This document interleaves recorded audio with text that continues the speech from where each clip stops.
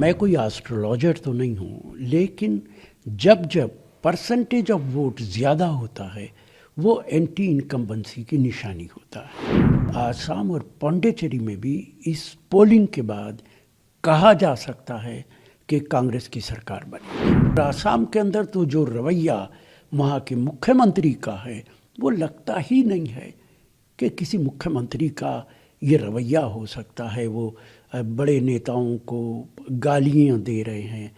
कैसे देश की जनता, हर स्टेट के अंदर जो टर्न आउट है वो बहुत ज़्यादा है। आसाम के अंदर 85% है, पौंडीचेरी में भी 80 के पास है। तो मैं कोई एस्ट्रोलॉजर तो नहीं हूँ, लेकिन जब जब परसेंटेज ऑफ वोट ज़्यादा होता है वो एंटी इनकम्बेंसी की निशानी होता है। हमें तो पहले से यकीन है कि आसाम की जनता कांग्रेस के साथ है। मुझे लगता है कि केरला में तो बीजेपी के लोग भी कहते हैं कि कांग्रेस की सरकार बनेगी, लेकिन आसाम और पौंडीचेरी में भी इस पोलिंग के बाद कहा जा सकता है कि कांग्रेस की सरकार बनेगी। और आसाम के अंदर तो जो रवैया वहाँ के मुख्यमंत्री का है वो लगता ही नहीं है कि किसी मुख्यमंत्री का ये रवैया हो सकता है। वो बड़े नेताओं को गालियाँ दे रहे हैं। कैसे देश की जनता, जहाँ पे भारत की संस्कृति की बात की जाती है, उनको कैसे बर्दाश्त करेंगे। केरला के अंदर तो निश्चित तौर से कांग्रेस की सरकार बनेगी। नहीं सर, हुमायूं कबीर हैं, टीएम नेता है, उनका एक वीडियो वायरल हो रहा है जिसमें वो ये कहते हुए नजर आ रहे हैं कि उनकी साठगांठ हुई थी बीजेपी के नेताओं के साथ, जो अदर स्टेट्स की बीजेपी नेता हैं। टीएमसी ने बाकायदा वो वीडियो जारी किया है और कहा है कि उनके साथ मिले हुए हैं। देखिए, अगर वीडियो जारी हो गया है और वो खुद ये कह रहे हैं कि उनका बीजेपी के साथ रिश्ता है, तो इसमें तो कोई डिनाई ही नहीं कर सकता है। अगर उनका बीजेपी के साथ रिश्ता है और बीजेपी के साथ वो मिलके चुनाव लड़ना चाहते हैं तो ज़्यादा बेहतर है कि भारतीय जनता पार्टी ज्वाइन कर लें। लेकिन उन्होंने बाबरी मस्जिद बनाने की ठानी थी। बाबरी मस्जिद बनाने की बात भी उन्होंने बीजेपी के कहने से की होगी, चूँकि बाबरी मस्जिद के बाद जो रिएक्शंस भारतीय जनता पार्टी के आए उनका फ़ायदा भी तो बीजेपी को होगा। जब कोई कहेगा कि हम बाबरी मस्जिद बनाएंगे तो हिंदू कम्युनिटी को कंसोलिडेट करने के लिए भारतीय जनता पार्टी एकदम आगे आ जाएगी। भारतीय जनता पार्टी यही खेल तो भारत के अंदर खेलती है, लोगों को ख़रीदती है, उनसे इस तरीके के बयानात दिलाती है और उसके बाद उसे क्रिटिसाइज़ करना शुरू करती है। लेकिन याद रखिए, जो नेता इस तरीके के बयानात देते हैं, भारतीय जनता पार्टी उनके खिलाफ कभी कोई कार्रवाई नहीं करती, क्योंकि उनके इशारे पे वो सब कुछ करते हैं।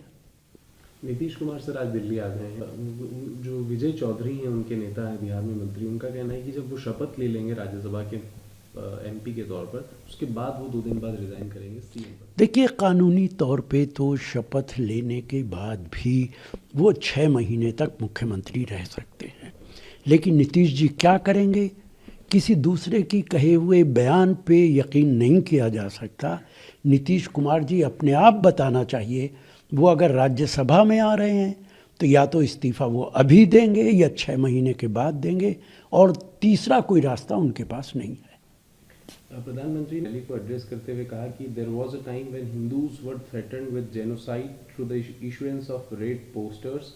Today the TMC is doing exactly the same. Once again Hindus are being intimidated in the name of a specific community. मैं बड़े अदब से प्रधानमंत्री से पूछना चाहता हूँ, ममता बनर्जी क्या मुसलमान हैं? ममता बनर्जी पंडित हिंदू हैं। ये कैसे मुमकिन है कि उनकी सरकार के अंदर हिंदुओं के साथ ऐसी ज्यादती की जा सकती है? कोई भी बात प्रधानमंत्री को ऐसी नहीं बोलनी चाहिए जिसका सच्चाई से कोई ताल्लुक ना हो। हिंदू कम्युनिटी इस देश के अंदर 82-83% है। सारी सरकार के अंदर हिंदू लोग बैठे हैं। प्रधानमंत्री की सरकार के अंदर तो नामो निशान नहीं है मुसलमान का। पूरे देश के अंदर कश्मीर को छोड़ के सारे मुख्यमंत्री हिंदू कम्युनिटी से ताल्लुक़ रखते हैं। पूरी फौज हिंदू कम्युनिटी की है। फिर भी हिंदू कम्युनिटी को प्रधानमंत्री साहब आप बता रहे हैं कि ख़तरा है। आप उनको ख़तरा दिखा के वोट हासिल करना चाहते हैं, मेरा आपको मशवरा है विकास की बात करके वोट हासिल कीजिए। आपने 11 साल के अंदर क्या कारनामे अंजाम दिए हैं उसको जनता के बीच जाके बताइए और उस बुनियाद पे वोट हासिल कीजिए।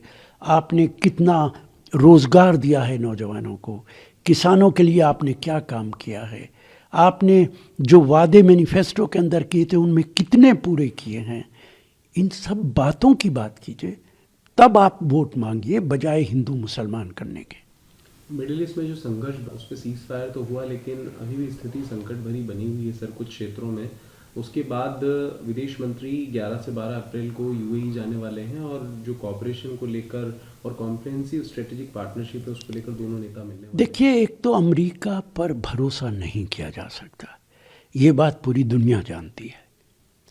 हमारा तजर्बा है कि जब ऑपरेशन सिंदूर हुआ था तो सुबह से शाम तक किस तरीके के बयानात उन्होंने दिए थे, और अभी भी सुबह से शाम तक वो बयानात देते हैं, गालियां देते हैं। ऐसा प्रेसिडेंट शायद इतिहास के अंदर कभी नहीं हुआ है। खुद उनके अपने सेनेटर्स, अपने कांग्रेस के मेंबर्स उनके खिलाफ बयानात दे रहे हैं। उनके जितने दोस्त थे पूरी दुनिया में आज वो सब दुश्मन हो गए। नेटो ख़त्म हो गया, फ्रांस उनके खिलाफ, जर्मनी उनके खिलाफ, इंग्लैंड उनके खिलाफ। इस समझौते का मुझे नहीं लगता कि ये कंटिन्यू करेगा। ट्रंप और इस्राइल मिलके इस समझौते को तोड़ेंगे। जहाँ तक जयशंकर जी का यूएई में जाने का ताल्लुक़ है, यूएई और इस्राइल एक दूसरे के बहुत नज़दीक हैं।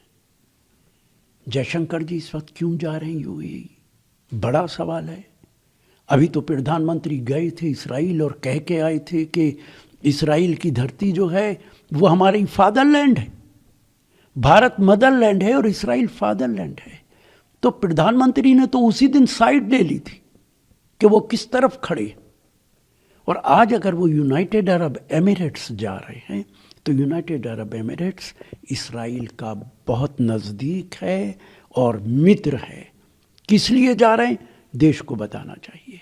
जयशंकर जी सिर्फ अमेरिका के दबाव में काम करते हैं, और मैं ये बात बार बार कह चुका हूँ, वो प्रधानमंत्री को भी मिसगाइड करते हैं, ऐसा हमें लगता है।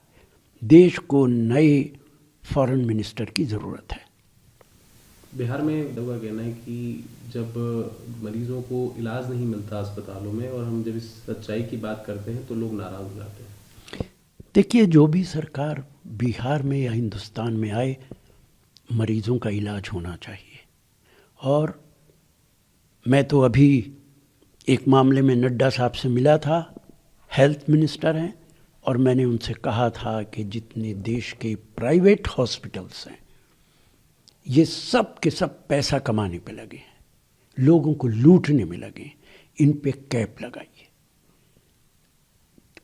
कॉमर्शियल होना बुरी बात नहीं है, लेकिन हॉस्पिटल्स और डॉक्टर्स का टोटली कॉमर्शियल होना जनता के खिलाफ है।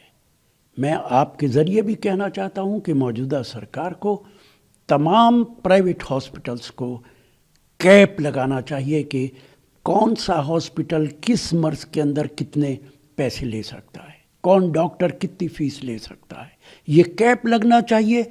और सरकार की पूरी नज़रें तमाम प्राइवेट हॉस्पिटल्स के ऊपर होनी चाहिए, ऑब्ज़र्व करना चाहिए, उनके ऊपर नज़र रखने की ज़रूरत है ताकि वो लोगों को एक्सप्लॉइट ना कर सके।